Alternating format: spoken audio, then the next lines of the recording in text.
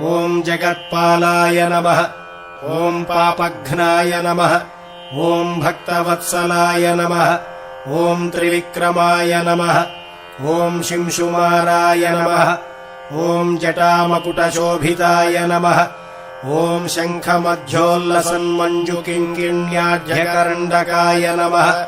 ॐ नीलमेघश्यामतनवे नमः। ॐ बिल्वपत्रार्चनप्रियाय नमः।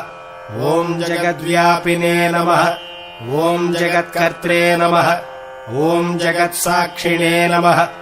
ॐ जगत्पतये नमः। ॐ चिन्तितार्थप्रदायकाय नमः। ॐ जिष्णवे नमः।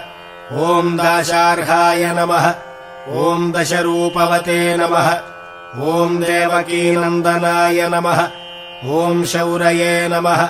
ॐ हयग्रीवाय नमः। ॐ